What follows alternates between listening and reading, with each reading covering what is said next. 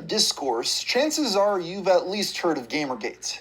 It was a conflict which arguably changed the way the internet discussed politics forever, and depending on who you asked, was either about ethics in gaming journalism or a harassment campaign against women in gaming.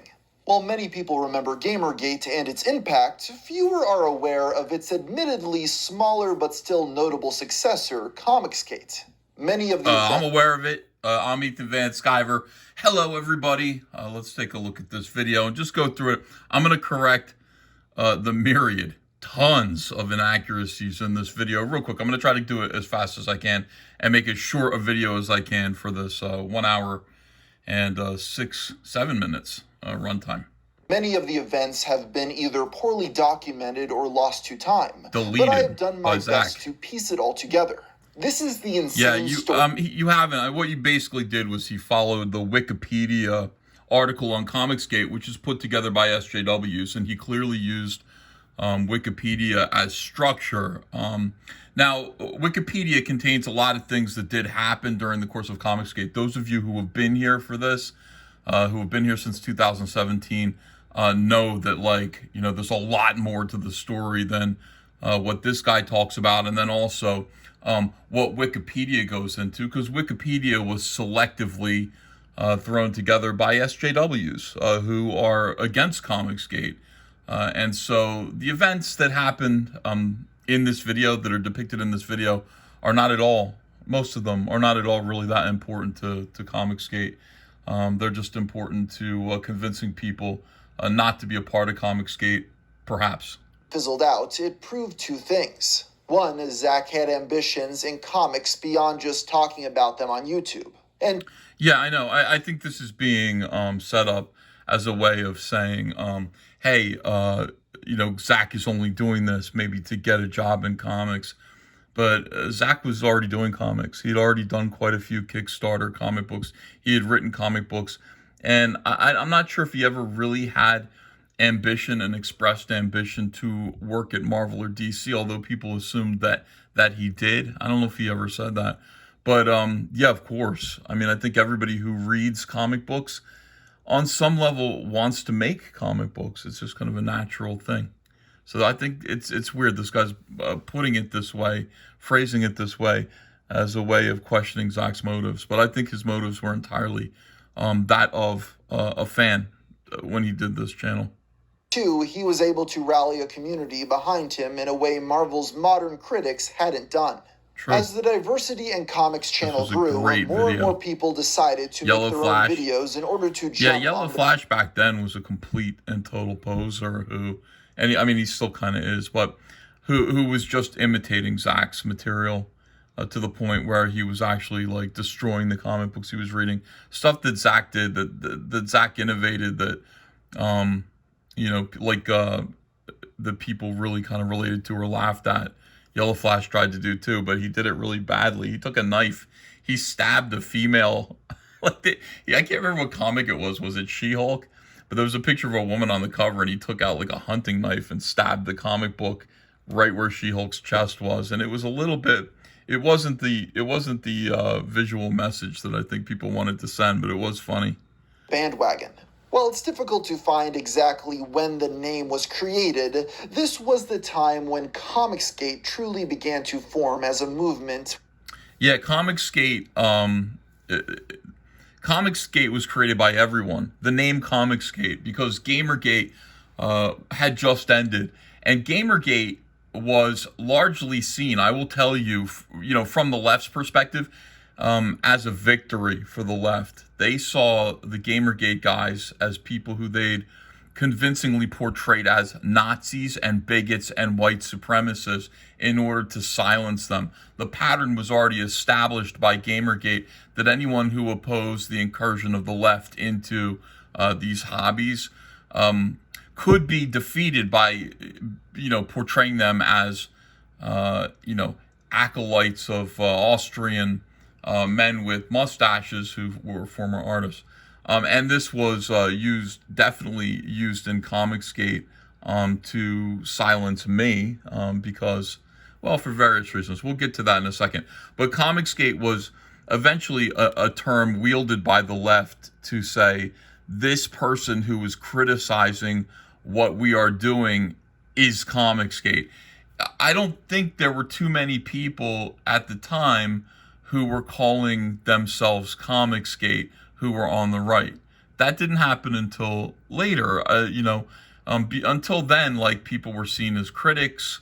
They were calling themselves other things, but I don't think they were particularly calling themselves, referring to themselves as ComicsGate as a group. That just didn't happen back then. With actual people leading the charge, rather than just a disorganized group of disgruntled fans on social media. Aside from Zach, the most noteworthy creator by far was under the name Comic Artist Pro Secrets. This was a channel created by professional artist Ethan Van Sciver, who had previously worked for DC Comics Can I get rid of this photograph? Is there any way I can take this photo off the internet? I don't know how poor me. Like, I just lost a ton of weight, and I was taking, like, I had no idea, like, I'm a guy who, like, stares at a piece of paper in the corner of my room all day. I didn't know what to do with my face yet. I didn't know how to kind of look normal. So look at this smirking. Oh, it's just awful. Anyway. All right. So yeah, I created this channel, Comic Artist Pro Secrets, because back in 2016, 2017, after Trump had won his first election, and I celebrated his win, by taking a photograph of myself with a MAGA hat on, and posting it like, yes, we won this time.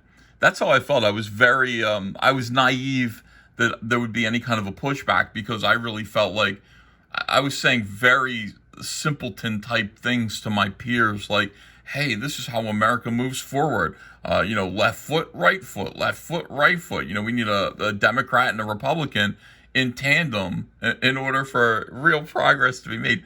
I mean, like, that is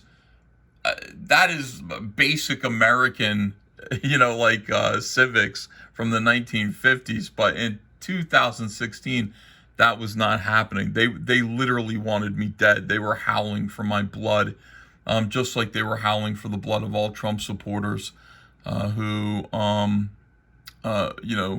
right after the election. And I did see it. I saw them going, yeah, we're going to have to do something about Ethan Van Sciver. I heard from some professionals at Marvel who were talking about me, and some editors at Marvel who were talking about me. And I said, what is this? This is really strange. But I didn't think anything really was going to happen about it until, like, say, midway through 2017, when it really, the harassment, which is a term I use advisedly, reached a fevered pitch, and they were actively going back into my past and finding instances where I'd made a reference to Nazis, or I made a joke about Nazis, largely because being a Republican in mainstream comics meant they would call you a Nazi all the time, but they were doing it like out of love, I guess. I don't know. It was all in good humor to call you a Nazi. And so if you played along and went, oh yeah, look guys, I'm a Nazi, that's right. Then those instances were called back decades later to prove that you were a Nazi. So I was in a really kind of tough spot. It was very uncomfortable because I didn't want to be portrayed that way. So I created my YouTube channel, Comic Artist Pro Secrets, in order to start building bridges between some of the left-wing creators who I felt were stirring up a lot of this trouble and trying to tamp down what ComicsGate was back then. And even in my videos, you'll hear me talking about how ComicsGate doesn't need to be a thing that happens, because, we're all here for love of comics. So we can just end ComicsGate right here. This was before I was canceled. And I really didn't feel like I was ever going to be canceled and blacklisted. But I was very naive. So that's what my YouTube channel was for. It was also just to get my voice out there. And in a world where, being a comic book artist, you're sitting behind a desk in seclusion a lot of the time. It was an opportunity to engage with people on a personal one-to-one level and answer some of these charges, I guess is the word that you would use. So that's what that was for. The Flash and Batman. What originally started as a place for Ethan to upload drawing tutorials soon evolved into similar anti-SJW commentary as his contemporaries. Yeah, I don't know if it was anti-SJW commentary. This here, you see I'm wearing a DC Comics hat. This here is me, again, doing another drawing video. I'm not doing a talking video about anything anti-SJW. In fact, it wasn't until much, much, much later into 2018 where I declared that I was ComicsGate. People would say, "You're ComicsGate," meaning you're a right-winger who is part of a problem, who needs to be purged. And after I was canceled, I took on that mantle. I said, yes, I am ComicsGate, and created a show called ComicsGate Live, which was, again, I mean, now it seems like, yeah, of course, like that's what ComicsGate is and always was. That's not the case. ComicsGate was not a group of right-wingers or right-leaning people or anti-SJW people. It was a slur used against us in order to marginalize critics of the woke left and sort of identify us as a group to be destroyed. So actually calling yourself ComicsGate was strange, but it's what I did after I was canceled. This is me doing another drawing tutorial, by the way, this video that you see my face here. I didn't like to show my face too much for, obvious reasons, but back to the video. And his hands-on experience working in the industry quickly made him one of the most sought-after voices. He even maintained his connections with his peers who disagreed with him politically during the beginning of his YouTube tenure. In November of 2017... By the way, this image here, which he uses for the...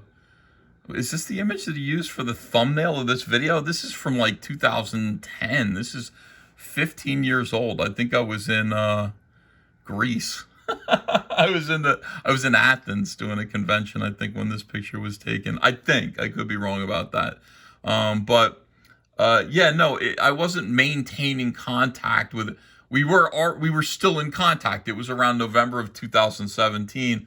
I was an established and very well-known professional at DC Comics, and anyone that I talked to would be willing to come on the channel and talk to me back then, because the word hadn't gotten out yet that I'd been canceled. It wasn't until much later, like, around January or February of 2018, that I'd reach out to some people who I was friendly with and who were friends with me, writers and creators, and I'd invite them to come on the channel to be interviewed, because that's what my channel was supposed to be by that point. And by the way, my channel was always pretty much just about comics and about doing comics. It wasn't too...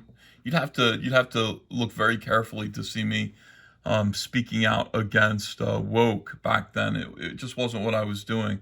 I was talking about creating comics, my opinions about comic book movies, and then sometimes talking about the events, the fighting that was going on in comics and how it just wasn't necessary. The blacklist shouldn't be a thing, or wasn't a thing, or anything like that.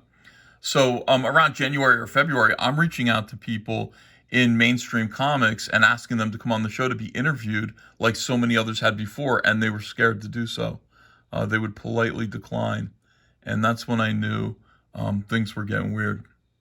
Van Sciver interviewed beloved and prolific writer Mark Waid, who was working for Marvel. Beloved and prolific writer Mark Waid.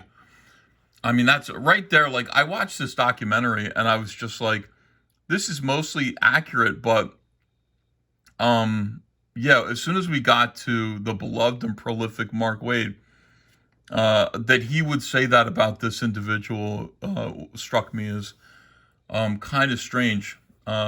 But okay, we'll go watch this little segment here, because I interviewed Mark at the time about the current state of the company. None of us, we're all working with the best of intentions. You don't have to like everything we do. You don't have to like anything some of us do. But and to be clear, again, the context of this video is I am still working for DC Comics, drawing a book called Hal Jordan and the Green Lantern Corps at the time that this interview is happening. Okay, so there you go. Working with the best intentions. No one, and I think you'll back me up on this, man, no one is deliberately making comics to piss you off. I'm trying to make money. Van Sciver. Right. Somebody said to me, like, this guy here putting that in there, he's trying to present you. I think John Malin said that he's trying to present you a certain way, like you're only in ComicsGate, in the movement to quote unquote make money. And I didn't look at it that way, because I'm thinking like, that was my answer to Mark Waid back then. Like, are we working at DC Comics trying to make comic books to piss other people off? Now, I'm not sure what Mark Waid is doing. I think there were definitely instances back then where he was trying the comics that he was doing, like Strange Fruit, which successfully pissed off a whole bunch of black creators. I think there were a lot of instances where Mark Waid and people like him were trying to aggravate or antagonize people, but it wasn't often. Now me, I'm saying, look, I'm trying to make money. 100% correct. I'm drawing Green Lantern, Hal Jordan and the Green Lantern Corps, which was a non-political, obviously, in every single way, except in the sense that there was a little bit of diversity there. There was an effort to put a little diversity into Green Lantern, which is why, I created Jessica Cruz with Jeff Johns, and, he created Simon Baz, who was a Muslim Green Lantern, with Ivan Rice. So, like me saying, listen, I'm not here to antagonize anybody or like make anybody angry or anything with my corporate DC comic book, Hal Jordan and the Green Lantern Corps. It's my job. I'm literally here to make money.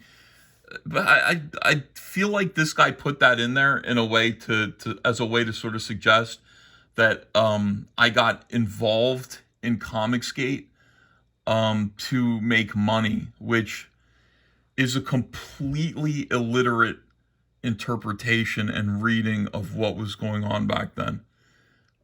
Being involved in ComicsGate was the opposite of a way to make money. It was death. It was the end of your career. I mean, I had a healthy career where I was making somewhere between $200,000 and $300,000 a year drawing for DC, and being thrown out of that into a world where I was reliant on, I think, YouTube and maybe some commissions to make a living should I lose my job. ComicsGate was not like a great big plan to make a whole lot of money. It wasn't. It was just something that, it wasn't even like, it was something that I had no choice about. It wasn't something that I specifically chose. It chose me. I didn't choose it. They targeted me and chose to have me thrown out of comics. Here's an article from around the time that this was all going on. This is Bleeding Fool, February 4th, 2018, and I marked in my head the day that I was canceled and fired from, not fired, but DC Comics had a talk with me, and they were having talks with me all through this, where these kind of tweets were going viral. There was a series of activists who I came to understand were social justice warriors. And I didn't know what those were before. I heard people talking about being SJWs when I was in mainstream comics, but I didn't really know that there was a group, an underground group of people who worked in comics everywhere from on the professional level to retailers, who were in groups together, organizing and planning how best to implement progressivism in comics, and also to use cancel culture and the blacklist in order to remove some of their critics. And they targeted me, and I didn't even understand this. I had no idea this was going on, but it began the moment I voted for Trump. The moment Trump won, that's when this all started, and it took about a year to get me removed from DC Comics, which was entirely the goal. I mean, we've got this individual, Daryl Ayo, who I'd never heard of, but he was a retailer. He said, the same day we were here talking about Ethan Van Sciver's Nazi leanings, no, I don't have any Nazi leanings, I was at work checking out his original pages. And so he's like, look, Ethan's really, really good. Hooray.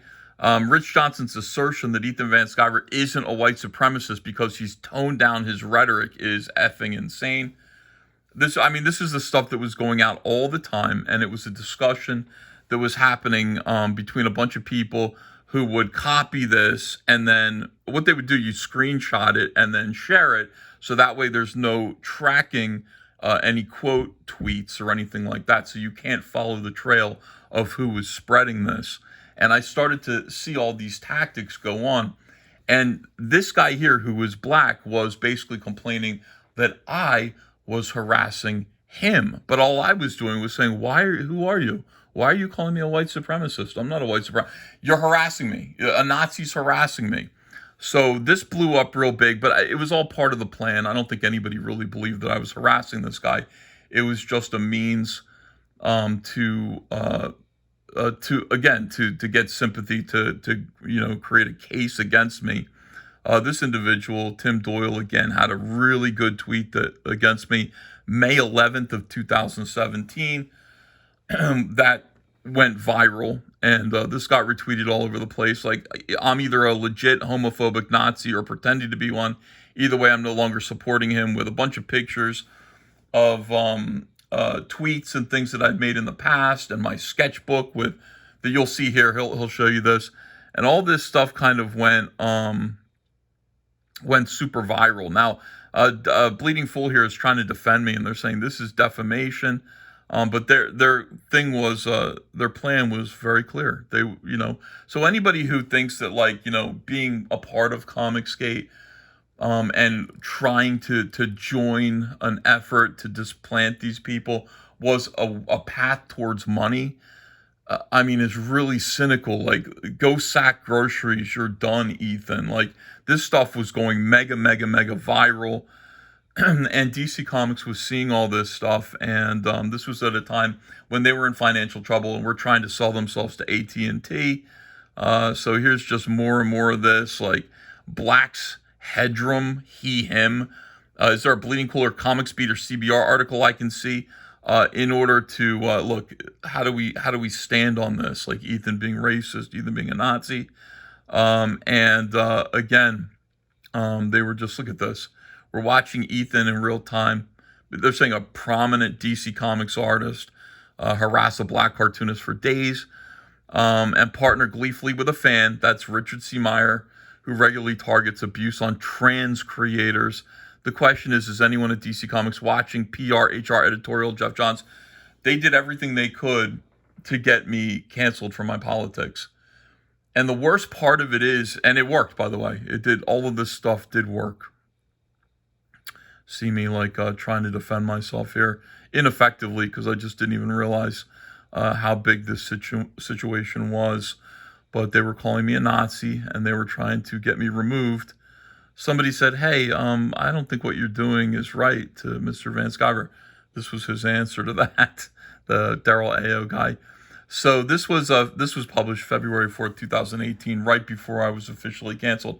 I didn't have a choice. I didn't go, I can't wait to be a part of ComicsGate. It's just that simply being a vocal Republican in comics meant that they were going to force you into taking that position. And now, today in 2025, when,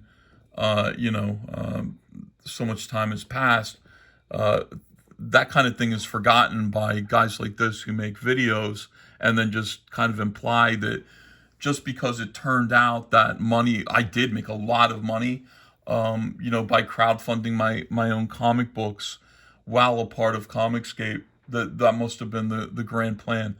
It wasn't the grand plan. I would have liked to have been left at DC.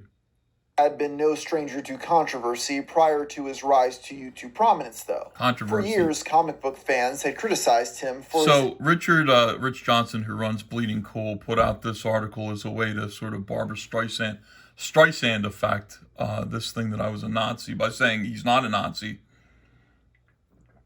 Obviously, you read that and go, what is this? Ethan Van Sciver, Nazi?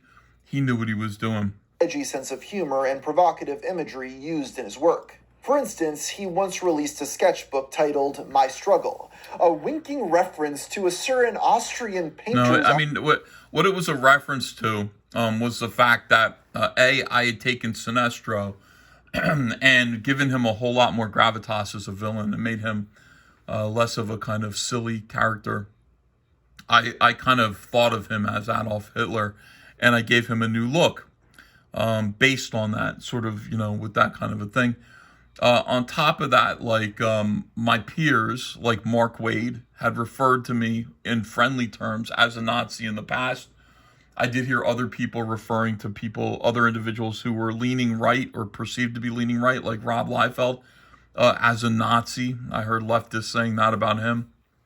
All this really strange stuff during the George W. Bush years. This was happening. So, and this is my sketchbook containing drawings that I did all the way from the beginning of my career drawing comics all the way to current days. So I thought combining all of those things together under the title My Struggle as an Artist, was fairly clever and a little bit kind of subversive for a joke, but that's what my sense of humor is.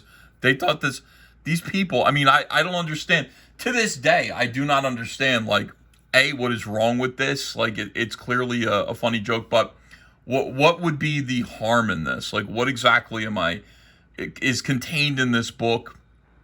I mean, if you have the book, you know it's just a bunch of drawings that could have been harmful, detrimental, or even anti-Semitic or racist. Absolutely nothing. This is just the empty-headed sort of gestures of the left at that time. Autobiography. Some critics even claim the signature he drew on the cover was meant to resemble a swastika. Does it? Does that resemble a swastika? By the way, the guy who does this, who's doing this video, really makes no commentary about it. Like, it's clearly not meant to be a swastika at all. That's just the design of my signature that I've had since I was in the 6th grade. So, I mean, in the 6th grade, I had no political leanings at all. I don't even think I knew what a swastika was. But I designed this kind of logo because, excuse me, that's what other comic book artists were doing back then. They were creating interesting looking signatures.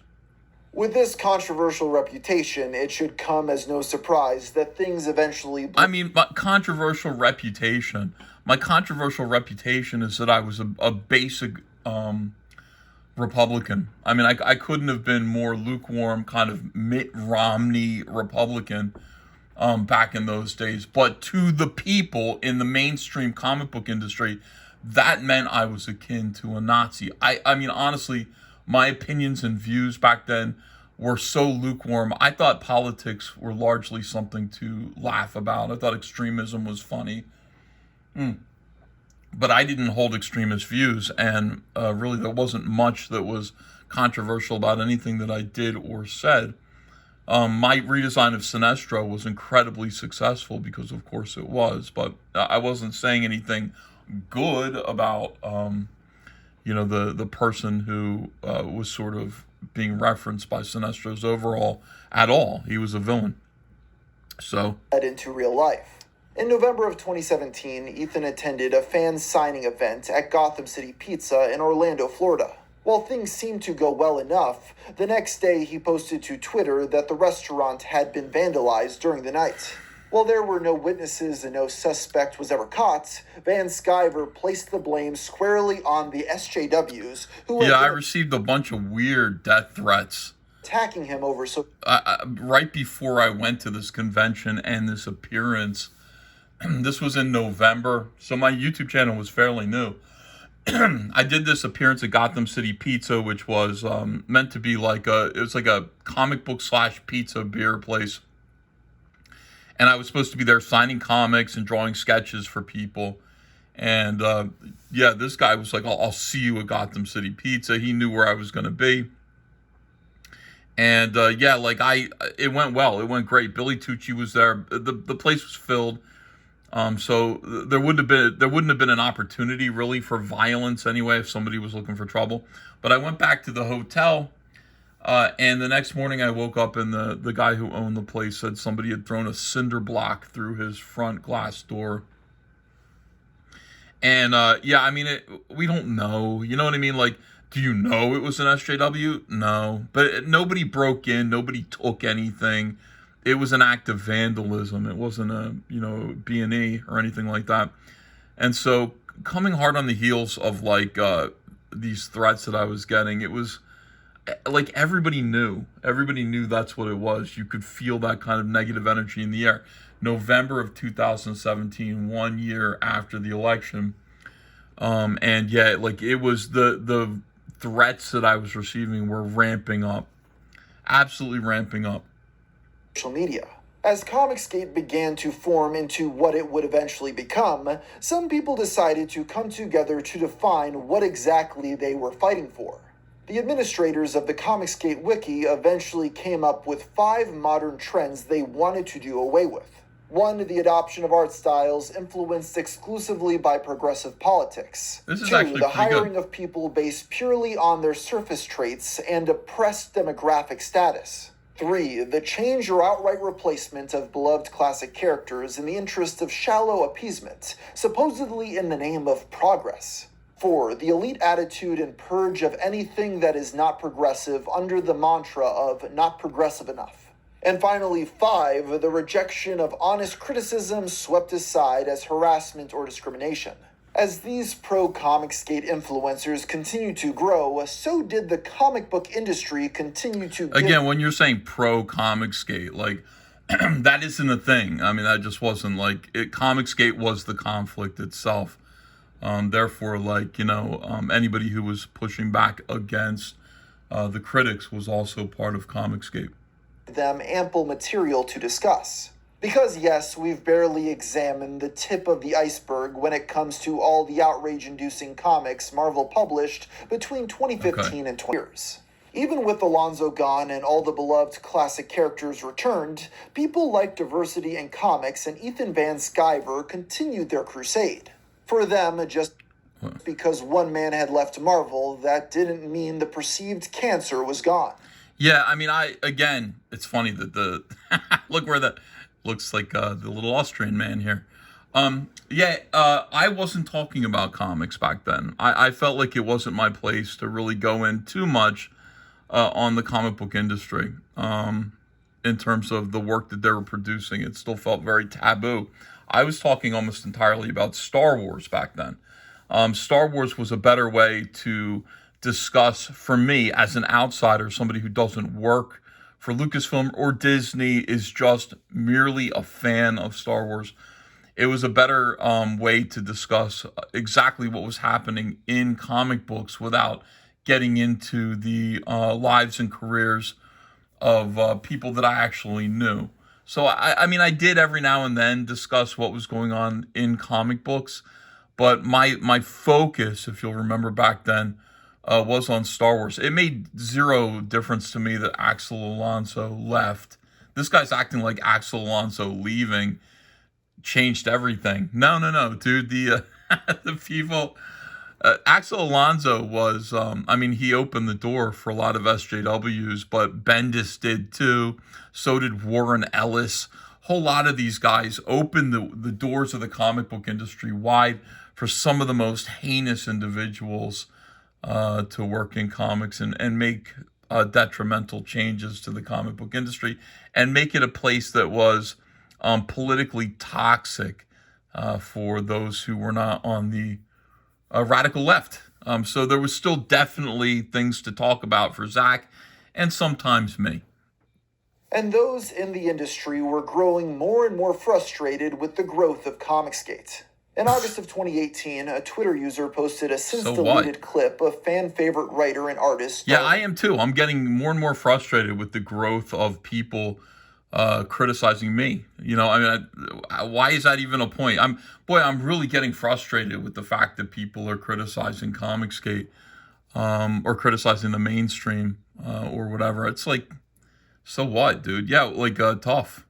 Cook, who had passed away a couple years prior, speaking at a convention Now, this was a major league, what I came to understand as gay op. Like, this is a bunch of people in a whisper network working together with a plan to create a public event, a public skirmish, a squabble that would land squarely in my lap and then disrupt, what was going on with ComicsGate. It's meant to create a distraction. How we didn't enjoy established characters being turned gay to boost sales. This was used as proof that the departed creator would have been a supporter of ComicsGate. But when his widow Marcia saw this tweet, she disagreed. "Hi guys, this is Darwin's wife, and I can guarantee he thought you ComicsGate idiots were a bunch of crybaby losers ruining comics. Because you are. Supporters of comic..." Darwin died long before ComicsGate was even close to being an idea, but the fact is, like, yeah, he would have agreed with, and we know this because he said so, like, he actually, was interviewed and he said a few things. Darwin was not crazy about taking these characters which were meant for children. I'm gonna try to, like, convey his ideas as best as I can here, as faithfully as I can. Darwin saw comic book characters, superheroes, as characters meant for everyone, but including children. And so he did recognize that there was a harmful trend going on of adults adding adult themes, including homosexuality, to some of these characters that are meant for kids. And he did not like it, and he literally expressed that very idea, which ComicsGaters in 2017 would have most certainly agreed with. So does that make Darwin ComicsGate? Well, we don't know. We don't know where Darwin would have landed, but I mean, I knew Darwin. I would say that, like, Darwin would probably have not spoken up in the way that some of his peers did, because he would have agreed with a lot of what ComicsGate was saying, but not all of it, and he would have thought the whole thing was silly. But he did. I mean, the fact of the matter is, he left behind an interview that people shared on Twitter, which looked like he would have disagreed with some of the changes that Axel Alonso was making at Marvel. So we took a beating for that. We took a beating for that right here. Nicest girl ever. This is his widow, who was saying that, like, he hated us, but, like, no, he never knew us. ComicsGate, Gate began going after Marcia for this comment, to which she continued to double down and clarify what her husband had actually meant. Ethan Van Sciver soon stepped in, attempting to clear the air and not let the situation get out of control. "I hate Twitter, Marcia. Everyone loved Darwin and likes to project themselves onto him now that he's gone." Now, when is this? So this is August of 2018.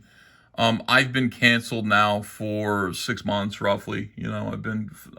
I've known, I'm out of DC Comics entirely. They've told me they're not going to renew my contract. The implication is ever, even though Dan DiDio did say, come on back, like in June or something like that.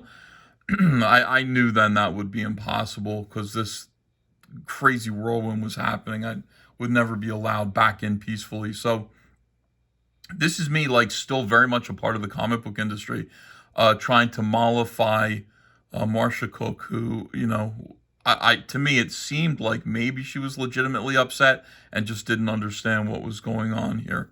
And then it soon became clear to me, like, what was actually going on. "He's terribly missed by all. As for who he was and what he believed, stressful. Nobody knew him like you did. Very stressful. And nobody will truly know how he felt about things like you do. Period." Marcia soon replied to Van Sciver, asking if he would tell people to apologize for harassing her. While he did do as she asked, it wasn't exact. No, I mean, Marcia said a bunch of things to me first. She was incredibly abusive to me, and I remember sitting there and just, like, going and thinking, like, Darwin, very spiritually, like, Darwin's looking down on this. I know he could not approve of what's going on. And I just said, I'm not gonna say anything. I'm not gonna be mean. I'm gonna be respectful of your widow and everything. And I was like that tweet there was. I was just like, nope. I was just rolling over and showing my belly, just like, no. But she kept going, and would not listen to what I was saying. And soon it became clear to me that this was, a gay op. This was a bunch of people trying to put me at odds publicly with the widow of a beloved, I mean, everyone loved Darwin, a deceased comic book legend. And so now ComicsGate must be the most evil thing in the world, because look, we're fighting with a widow. It's like, I mean, even it just gives me like goosebumps just thinking about that now.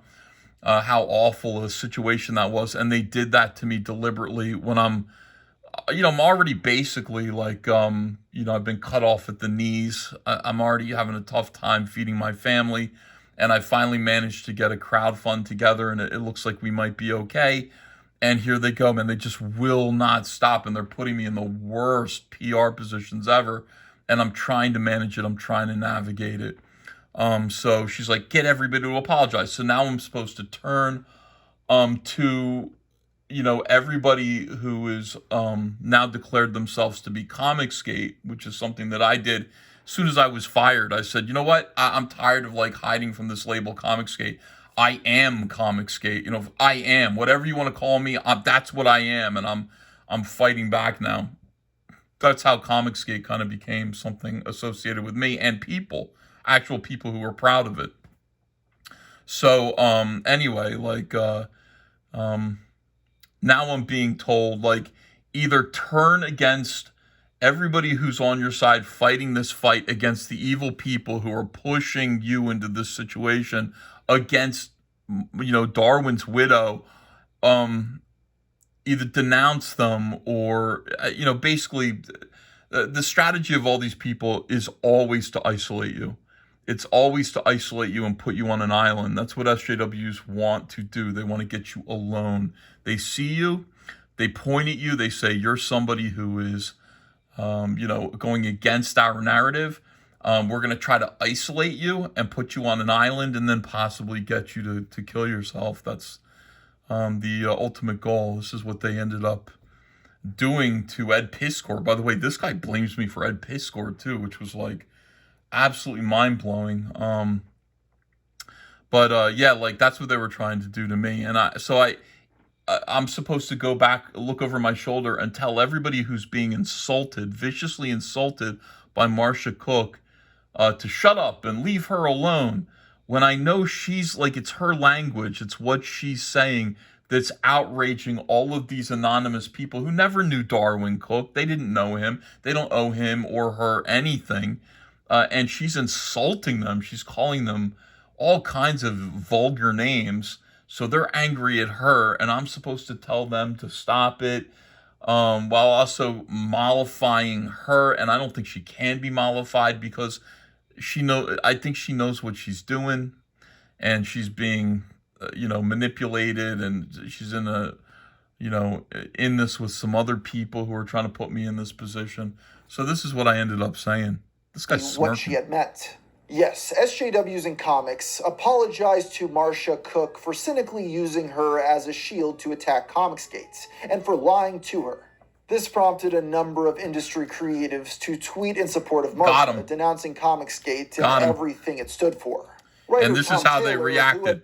And this is how I mean, it was just like they were sitting there going, yeah, we got him now.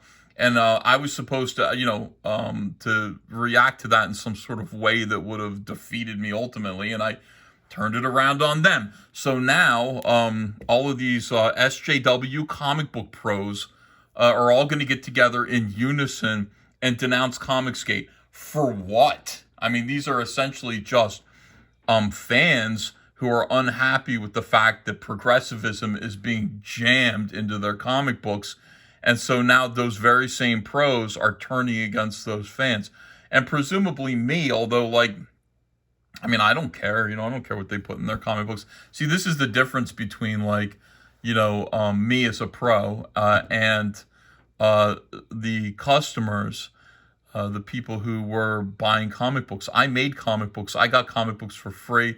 I never valued any of these books that were being put out by my peers because I watched them being made.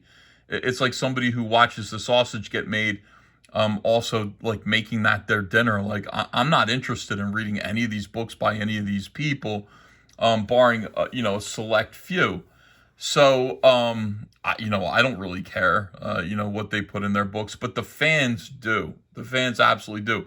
My concern that is different from theirs. My concern was always that comic book professionals and artists should be allowed to work in the mainstream and make comic books regardless of what their politics are. Like, there shouldn't even be a political test for being able to make comic books. Now, this is a point of view which not everybody can relate to. We're talking about, like, the masses of comic book fans versus the small few people who are professionals or made their living in comics, and our interests converge, but they're not the same.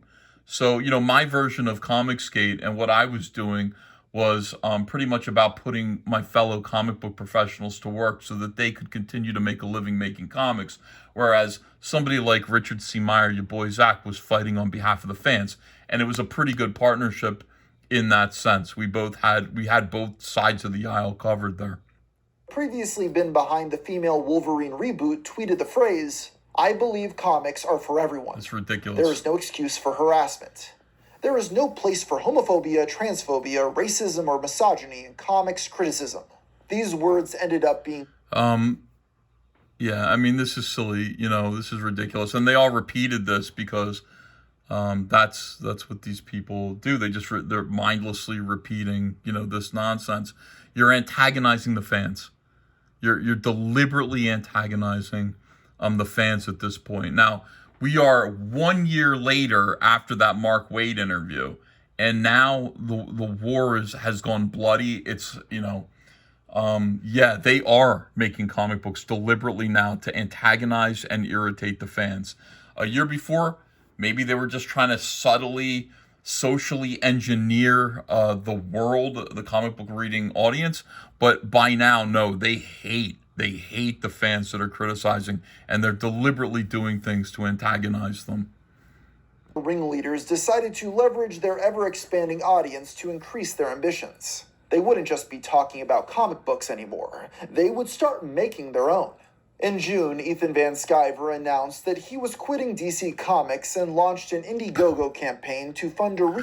I was kicked out of DC Comics. I announced that I was leaving because I did not want to give them a scalp. I didn't want to let them know that they had won. I felt that if they knew that they had won, I would continue to be chased all over the internet. And I felt that also there would be other people who would become victims if they knew that they were able to get somebody like me, who was doing very well liked at DC Comics, and making a lot of money at DC Comics. If they were able to get rid of me, they'd be able to get rid of everybody. It would have just been terrible. So I just said, yeah, I'm choosing to leave. But that's not the reality. The reality is all of their pressure, all the media pressure, all of the social media pressure, it was too much for DC. And they told me they were going to have to let me go. Yeah, I did. This was, by the way, I started doing Cyberfrog. I think I was going to launch Cyberfrog, was it in May? But it was immediate. Like I made plans to crowdfund comic books as early as November of 2017 when I was building my YouTube channel. I thought everybody should be doing that. Like all these people who were criticizing comic books and had these big YouTube channels, that was like a marketing network that you could easily make your own books. So why bother just criticizing them? Boot of his creator-owned series from the 90s, Cyberfrog. Now hold on a second. This was a rousing success. Yeah, it was a rousing success. How come you're only showing this number? This is the number right here. This is where this was our first campaign. Why is he showing this number?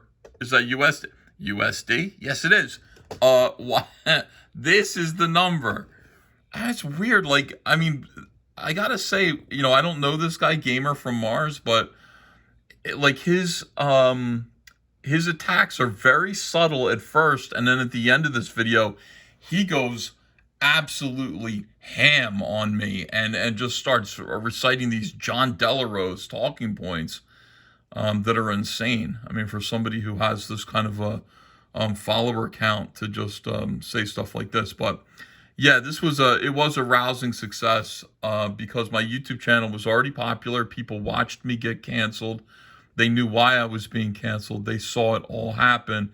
And so the idea of being able to do comic books independently of DC for me was something that was not a matter of just rubbing my hands together and saying, like, what can we make of this? It was a matter of survival. I had only done comics my entire life.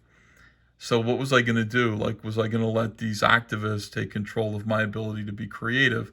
And fortunately, you guys supported me then and continue to support me so that I can continue to make comics.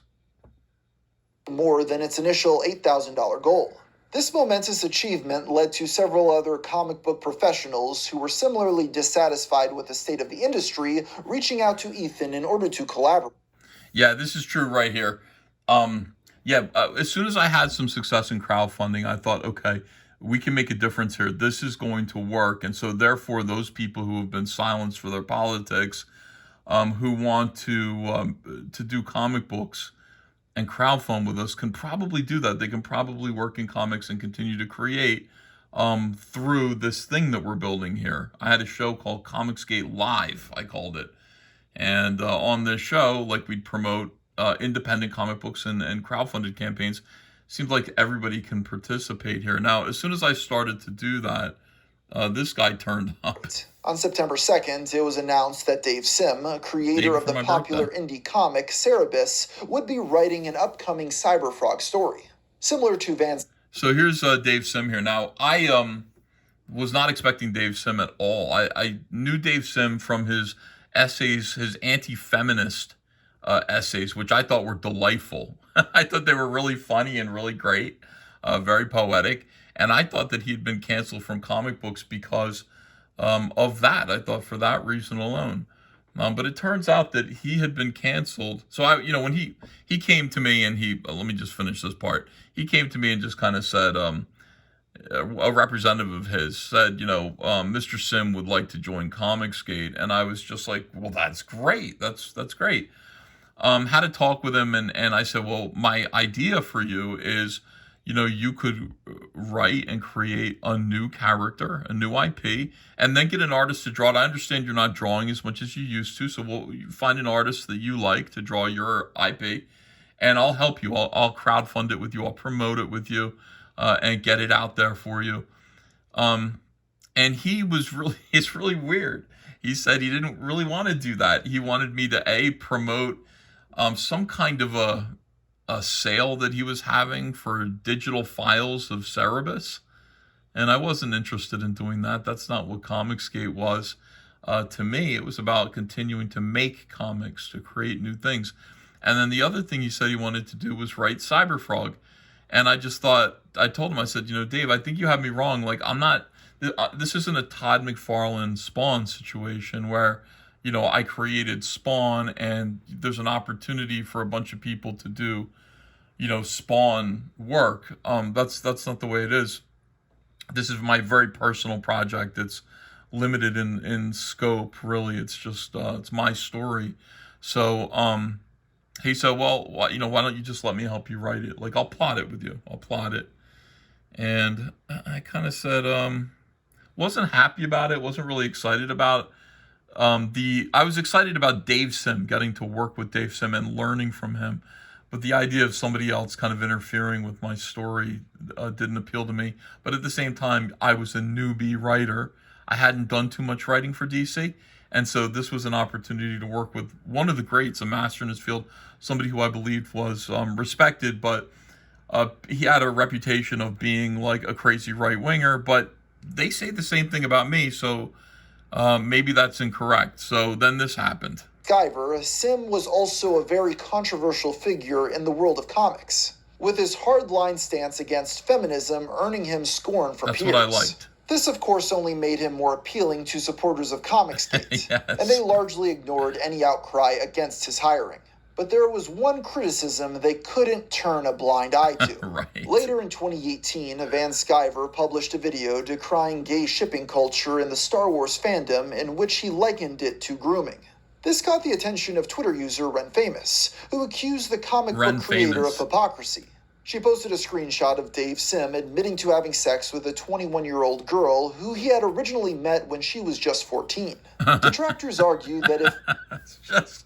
I can't catch a break.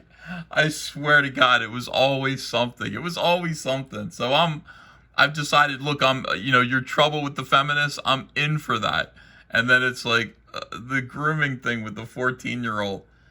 Oh, I don't want that like associated with Cyberfrog. I'm sorry. And I mean, it's just an interesting thing because it was a learning experience because, as I kind of developed a little bit more as these things were happening to me, it's like this was God basically saying like, yeah, just kind of the same way that like you don't want that associated with your IP. Maybe DC Comics doesn't want Trump and Trump supporters associated with their IPs.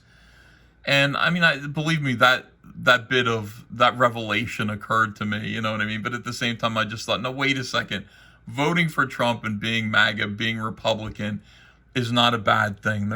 It's the idea that it's being presented or demonized by these people as being something that's corrupt or evil or wrong is a problem. I think that, grooming, children is a problem. And by the way, some other ComicsGaters reached out to Dave Sim just to get his take on this, and he confirmed it. Like, he just was very forthrightly explained what happened, and it was just too much for me. So I had to, unfortunately, but I'm glad I knew before I actually worked with him. I had to let him go. And simply drawing two fictional characters in a homosexual relationship qualified as child grooming, surely this did as well. Ethan, for his part, initially downplayed the seriousness of Sim's admission, comparing it to the age gap of Elvis and Priscilla Presley. I didn't downplay it. I wasn't downplaying it. I obviously thought it was very serious. This is me just making a kind of an observation, a humorous observation, but no, I was not approving of. And by the way, like everything that you say gets taken seriously on the internet. It doesn't really matter. But it was funny to me that I was just like, yeah, the idea that like you meet a woman at the age of 14 when you're in your maybe 30s or 20s, and then you wait for her until she's legal age and you're talking to her. That's exactly what happened with Elvis and Priscilla. I'm not saying that I admire Elvis for doing that at all. I'm just saying that's interesting that it's the same thing. Obviously, it was wrong when he did it. It's definitely wrong when Dave Sim did it. But this is like, he approved of it. Because I love Elvis. I do. But yeah, Elvis was a hillbilly and sorry. Elvis, might have, Elvis might not have been as refined and thoughtful and controlled in his appetites as maybe other people. So I still look at this and they were like outraged that I said this, but it's a historical fact. I don't know. All right.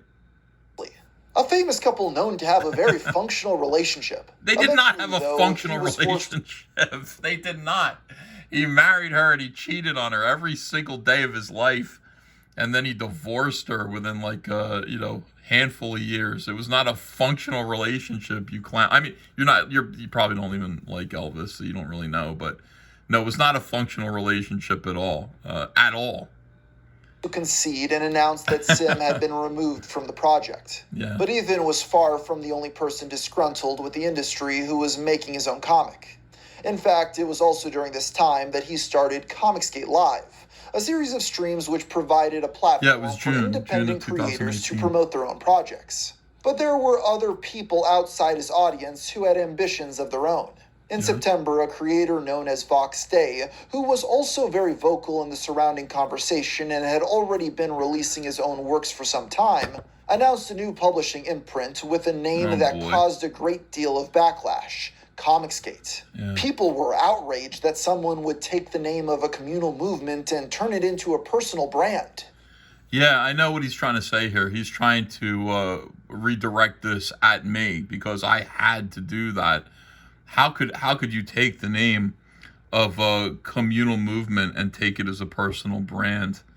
What actually happened here was this is precisely what Vox Day was trying to do. And he was going to trademark ComicsGate. And everybody who was a part of the movement that we called ComicsGate in private and I don't know in public panicked. They did not want to be associated. they did not want to be associated with Teddy Spaghetti Vox Day here. They just didn't want to. They found his politics to be very extreme and possibly what everybody else, what the SJWs were accusing us of being. Like, that's what Vox Day actually was. And so this just seemed, like I said, just over and over again, it's like, oh, we're being tested and can't catch a break. So talking in private, it was, somebody said, well, you have a show called ComicsGate Live, so you actually do have the right to trademark, to claim the mark ComicsGate as your own. So in order to prevent Vox Day from putting ComicsGate on his comics, which were, far right-wing, and ComicsGate didn't want to be far right-wing. We just wanted to sort of be against political discrimination entirely. So you could be like a liberal and be ComicsGate if you wanted to be. You just couldn't be a social justice warrior.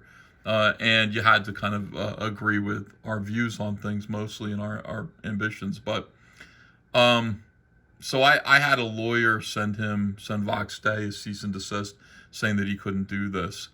Yeah, obviously all of these things are just endless traps. I didn't want to do this. I didn't want to have to fight to own the ComicsGate trademark, but the other option would be to let Vox Day have it, or other individuals later on who tried the same trick. And since I did have some sort of a claim to it, I protected it as best as I could from those people so that everybody could use it, but I would be able to say to individuals who clearly did not hold our values, the larger group's values, that no. And Vox Day would have been okay to just, nowadays it'd be okay if you wanted to put out something called ComicsGate, it'd be okay.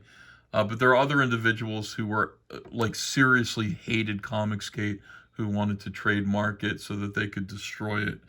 And yeah, I was always the person who was told to step up. I had the most money that was given to me by the community. I had to take the responsibility. It's not fun. I mean, none of this is fun. It's not like I was looking forward to any of this. This sucked. Vox Day didn't seem to think he had done anything wrong, though, as he expressed in an interview with Bounding Into Comics when they asked him if he saw his new imprint as associated with the movement. It depends upon who you mean by ComicsGate. If you mean rejecting the core 5 points, then we are very clearly ComicsGate. If you mean something that is SJW inclusive, intrinsically opposed to identity politics, and owned by Ethan Van Sciver, then we very clearly are not. This represented a small but growing distaste for the trend Ethan Van Sciver had started off using ComicsGate to fund personal projects. Although for the time being, Vox Day's opinions remained fairly niche as the larger conversation was overtaken by another comic being created by a friend of Ethan's. The creator of Diversity in Comics, Richard... Yeah, this is all out of order. His comic book came first, his campaign. Yeah, I recognize that. There were people who are like, you're trying to take the movement. I mean, I don't feel like I had a choice. I mean, I had the most people who were, we had a big DM thread with a lot of people who were a mixture of creative people and the voices on YouTube that represented ComicsGate. And these decisions were all kind of discussed with all of them, if my memory serves me. But yeah, there would be people who would be dissatisfied that it was me that was protecting the word ComicsGate. But I mean, I really feel it's 2025 right now. It's 7 years later, and ComicsGate is still a thing. There are still people. We're still making comics. There's still ComicsGaters. It would have died in 2018. What you're seeing here would have been the death of ComicsGate in 2018. Had I not intervened and had other people not intervene to protect it and to turn it into something that would be more important and more useful than just complaining about Marvel Comics. Announced his own project, Jawbreaker's Lost Souls, which was a great success on Indiegogo. After the campaign concluded, it was announced that the book would be released through independent publisher Antarctic Okay, Press. this isn't anything This I'm gonna caused a argue large about. stir in the comic. It was announced that the book would be released through Oh independent boy, publisher okay, I gotta talk Antarctic about Press. this after This caused a watching large the stir in the clip. comic book community, with fans asking their local stores not to sell Jawbreakers or any other Antarctic book until they ended their deal with Richard. In response, a number of retailers... Yeah, I mean, again, this is the SJW tendency that we were pushing back against that made ComicsGate live and crowdfunding comics so very, very important. You were not going to be allowed to make comics. These people were going to stop Richard C. Meyer and his ability to just make a comic book and put it on the shelves. They thought they had the right to do that. And this is why ComicsGate, as a collective that supported crowdfunding and making comic books, needed to exist. Because like Zach went through a whole... Listen to this. Facebook discussed their plans to boycott the comic, which the creator quickly caught wind of and posted a screenshot of to Twitter. Yeah, that's right. Keep in mind that the censoring in this image was... Yeah, Zach, so there are all these... It's another whisper network where people are sitting here talking about how... so, are any of you publishers here the ones putting out the Diversity Comics book? I thought he was on Kickstarter. But if I'm wrong, I'll 1,000% drag any publisher interacting with them in any professional, quote-unquote, capacity. So again, the guy's just trying to put out a comic book, and because he's criticizing the mainstream, they're going to stop him from being able to make a comic. Like, I understand pushing back and saying whatever you want to say, but it's way past that. It goes way beyond that. They try to stop people from making comics. And that to me is anti-art, especially this guy, especially Richard C. Meyer should have been able to make his comics back then, especially him. Somebody who's criticizing the mainstream and saying that the comics that they're putting out are woke and they're garbage and they suffer from these repetitive, Mary Sue tropes. Somebody like him needs to make a comic book, all right? And it should reach more people. And maybe it's going to be better and maybe it isn't, but it's important that he do, I think. But no, for some reason... by the article, which archived the story, and Richard's post showed the names of all involved. And this was far from the end of the crusade, as he allegedly posted the information of multiple other stores that publicly refused to sell Jawbreakers. He did not. Leading to all of them receiving a slew of threatening messages. That was a lie. Although it's important to note he denies that specific claim, and I can't find any solid evidence to back it up. That's because it didn't happen. And see, this is the thing, like, right around this time in the video, here we are, 55 minutes in, there's 10 minutes left to go. I'm watching this, and I'm kind of like... This video is pretty fair. Like, there's some weird things in it where he gets facts wrong deliberately, it seems like, or he's slanted to one side. But here, right in this moment, I'm like, wow, dude. Yeah, there's no evidence, and there wasn't any evidence then either. I remember this. I remember him posting that screenshot and saying these individuals are... working in private to coerce, threaten, peer pressure other comic book stores not to support my comic book. So, I mean, it's one thing if like 3 people want to come out and say, we're not going to back this comic because we disagree with them. But it's another thing. That last guy says, I will 100% drag anybody who does. So in other words, there's going to be an effort, a Whisper Network effort, to peer pressure anybody who does, any retailer who does want to carry Jawbreakers is going to receive a backlash from these people who complain about harassment all the time. These guys are planning and orchestrating a harassment campaign against anyone who wants to support your boy Zach's comic book or at least give him a chance. That to me is intolerable. That to us was intolerable. They responded to this being called out the way that they were with a shriek that they were now receiving harassment, that Zach had published their addresses. That was a lie. I was there. It never happened. The reason you can't find evidence of it is because it didn't happen then. They didn't have evidence of it then either. But it's a lie. It's one of these things that, again, it's like, I don't know, he denies it. You think he's a liar? You think Zach just lies?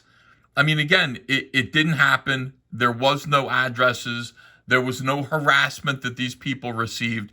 That was all a ridiculous lie to make themselves victims while they were in the process of victimizing somebody else. And this guy, like, up until this point, I'm kind of like, okay, like, yeah, you're good here, you're skewed here. But that was crazy what he just did there. That was unethical. This behavior was seen to many in the industry as wildly unprofessional. This was what prompted Mark Waid to enter the picture, posting on Facebook that he was attempting to get in contact with Antarctic Press to sternly discuss the situation. It wasn't long before Antarctic was forced to make a statement announcing that they would no longer be publishing Jawbreakers. That's right. People who supported the campaign on Indiegogo were furious, looking every which way for someone to pin the blame on. The obvious choice was Mark Waid.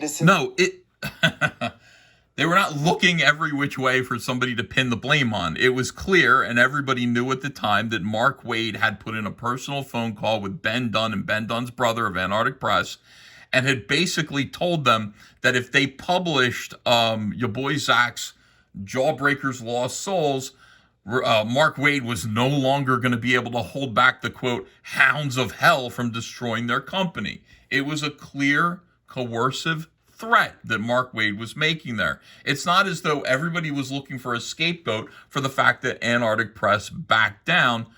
This is so dishonest here. This is unbelievably dishonest. We knew who it was. Mark Waid admitted that it was him. Ben Dunn and Antarctic Press admitted that it was Mark Waid. Richard C. Meyer knew it was Mark Waid. Everybody knew it was Mark Waid, and that's why Mark Waid received the blame.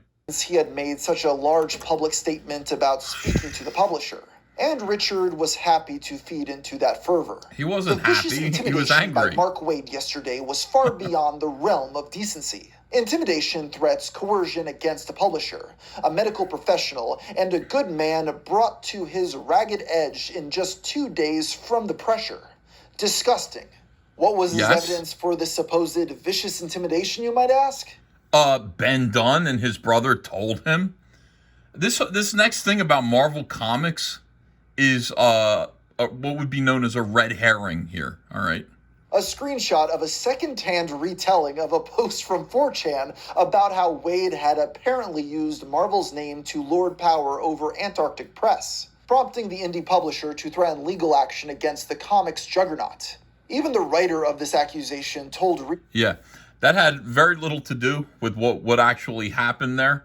It wasn't that Mark Waid threatened them with Marvel Comics or anything like that. It was that Mark Waid said that there would be serious trouble for Antarctic Press, that he was, quote-unquote, holding back, I remember this, very colorful, the hounds of hell, and that Antarctic Press would effectively suffer consequences being canceled. I mean, anyone's imagination could kind of run wild from what Mark Waid was saying and decide for themselves what might happen there. It had nothing to do with Marvel Comics at all. That might have been a side quest. That might have been a side quest for, like, internet discussion, but it was not the main quest. It was not the reason why any of this happened. This is crazy, dude. Like, I honestly... At this point in the video, like, this guy goes off the rails, and it just becomes very dishonest. To take it with a grain of salt, and Antarctic quickly stepped in to clarify that their communication with Waid had been cordial and legal action was never considered. But even so, 100%. The war between Richard and Waid had officially begun. On September 19th, 2018, Diversity in Comic filed a lawsuit against Mark Waid for tortious interference with contract and defamation. He doubled down on the accusation that Waid had threatened Antarctic... Now, this was important right here. This was the YouTuber version of ComicsGate, and also the professional ComicsGate getting together. I think everybody agreed that this was intolerable. The idea that a comic book professional with power like Mark Waid could step in and intervene and make a small press publisher feel like it would not be in their best interest to publish a comic book by one of their critics, by one of his critics. That was intolerable, and it was the fact that it worked was tortious interference.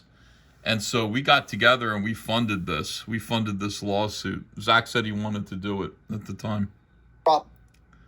Jawbreakers and claimed that the prolific writer had But this was the beginning and this was really the end comic of industry. Wade quickly hired a lawyer named Mark Zaid, who, despite what his name may imply, was not just Mark Wade representing himself while wearing a fake novelty mustache. He also started a GoFundMe campaign for his defense, which, thanks to the support of his peers in the comic book industry, managed to raise over $81,000. I mean, anybody who donated to this is shameful. And the fact that people like Neil Gaiman and so many others, big comic book names, would donate to the legal defense of Mark Wade, whose case was entirely about defending himself from preventing somebody from being able to make a comic book. We should have gotten the Comic Book Legal Defense Fund involved, and I shouldn't have had to raise any money at all for Zach's defense. They should have taken up this very, very clear-cut case. And it is, to this day, I mean, in spite of the fact that, like, these people, I understand they hated Richard C. Meyer. I understand they felt like Richard C. Meyer had insulted them, et cetera, et cetera. But ultimately what this case was about was he wanted to just make a comic book. And the comic book was G.I. Joe versus King Kong, essentially. It wasn't political. It wasn't hurting anybody. He just wanted to be able to make a comic book and put it out and put it on the shelves. And these people actively colluded. One individual called up Antarctic Press and made the guy cry, literally made him cry with fear. He was scared when he was talking to Zach. Zach said brought him to the ragged edge because the guy was literally crying. Like, I'm afraid for my business. We don't make any money here. And then everybody pitched in $81,000 to support Mark Wade in making sure that one single individual couldn't make a comic book and there would be no legal consequences for that. It's disgusting.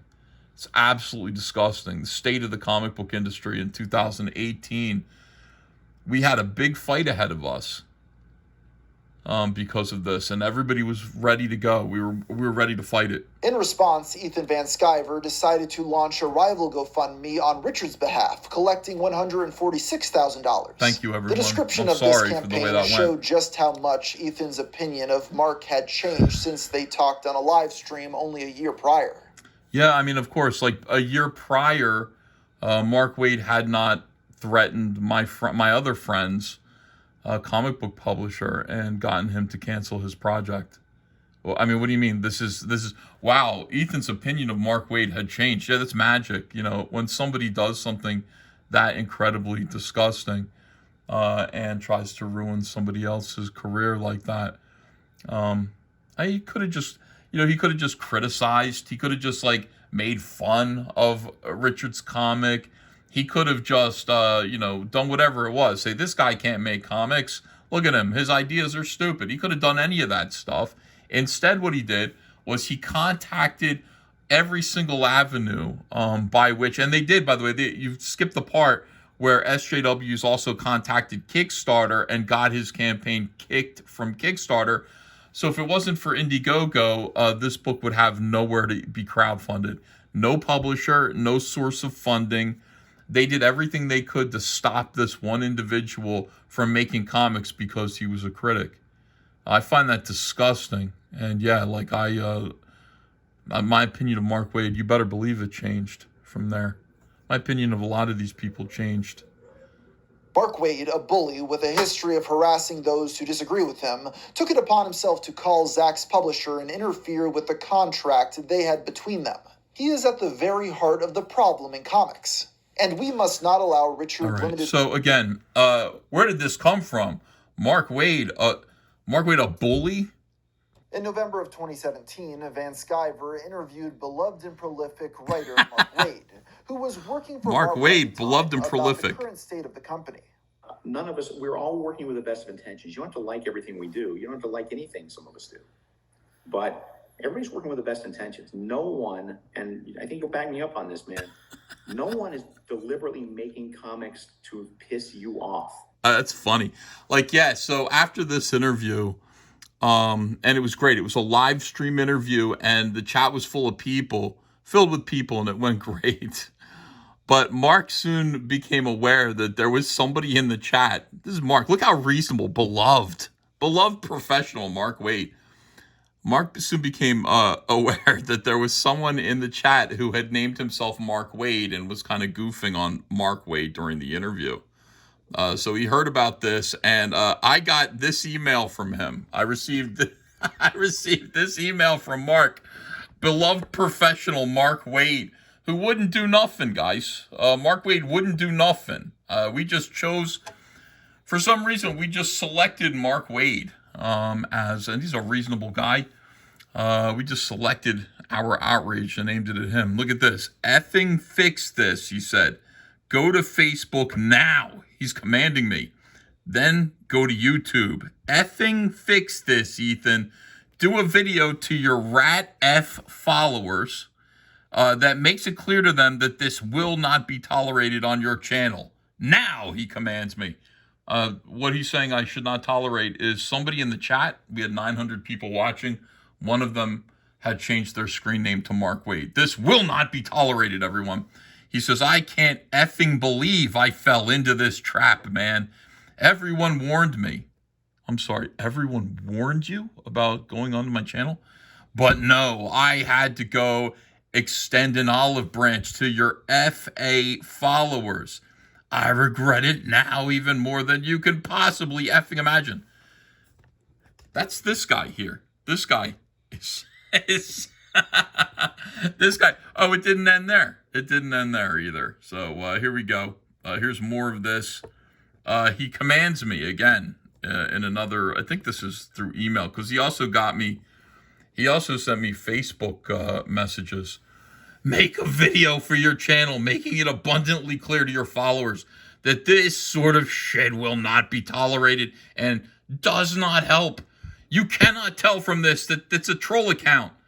F those guys, Ethan. F them with a rusty chainsaw. Sorry that one guy effed it up for everyone trying to build bridges, but I'm out. I know it can happen anywhere at any time, but it happened here and now for a reason. Because Meyer, Richard C. Meyer, and Cummings, that's Captain Cummings, former YouTuber, not mentioned in this video, and his F-Tard Brigade encourage that sort of shit every effing day. And don't tell me they don't. The main reason I got so much shit for my cap quote was because one of their vids spun it and deliberately incited fans to come after me.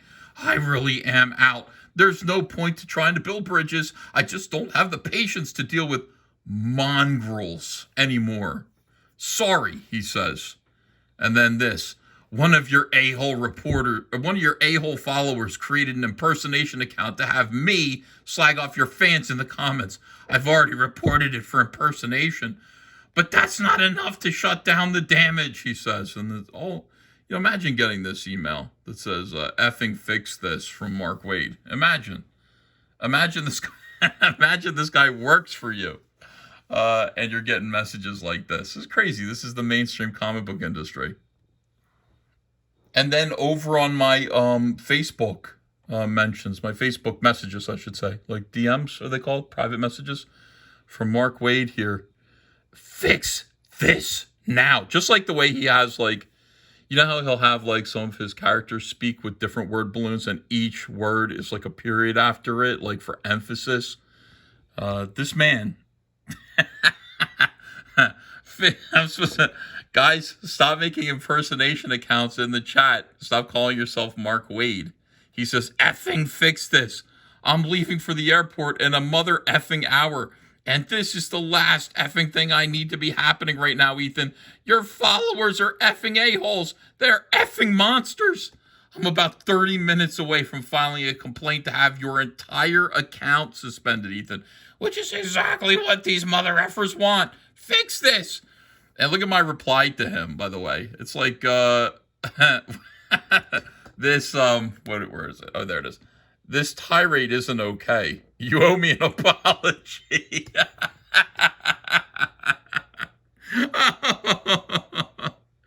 Oh, Gamer from Mars. Oh, boy, buddy.